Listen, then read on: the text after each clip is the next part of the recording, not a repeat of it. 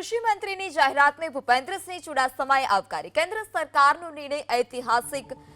સ્વામીનાથન કમિટીની ભલામણની પૂર્ણ અમલવારી કહી શકાય. આ નિર્ણયને કારણે નાના ખેડૂતોને પણ ફાયદો થશે.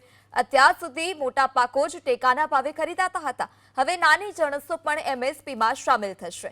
રવિ સિઝનનો પાક માર્કેટમાં આવશે ત્યાં સુધી નિર્ણયની અમલવારી પણ થઈ જશે.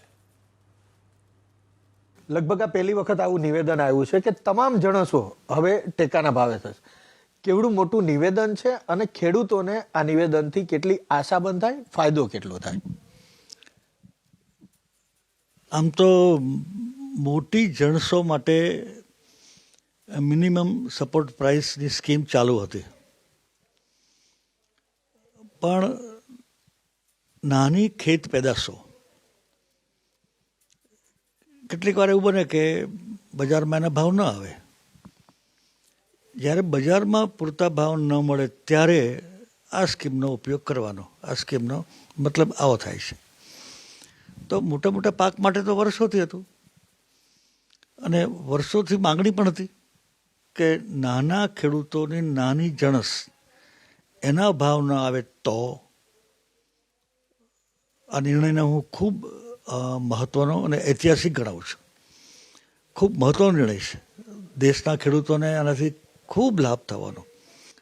શિવરાજસિંહ એ જ્યારે મુખ્યમંત્રી હતા ને ત્યારે પણ અહીંયા હું કૃષિ મંત્રી, પછી તો મારી સાથેના આગેવાન છે, એ હંમેશા વાત કરતા કે આવું હોવું જોઈએ.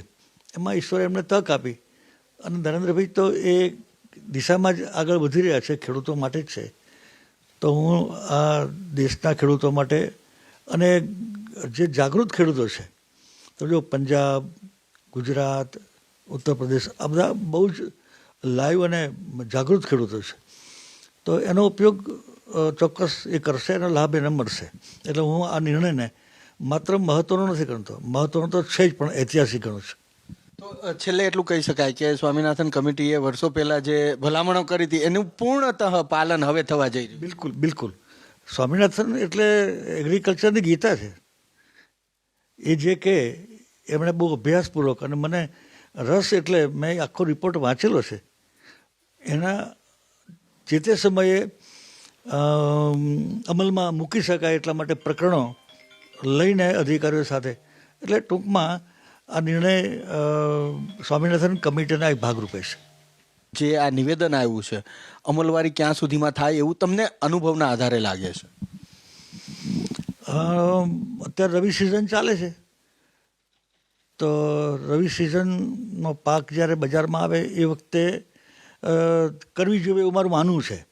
અને થશે જ, કારણ કે મેં શિવરાજ સાથે કામ કર્યું છે, તો એ માણસની દ્રષ્ટિ અને સાહેબની મદદ, આ બધું જ. કારણ કે સાહેબને પૂછ્યા સિવાય તો નિર્ણય થયો ના હોય.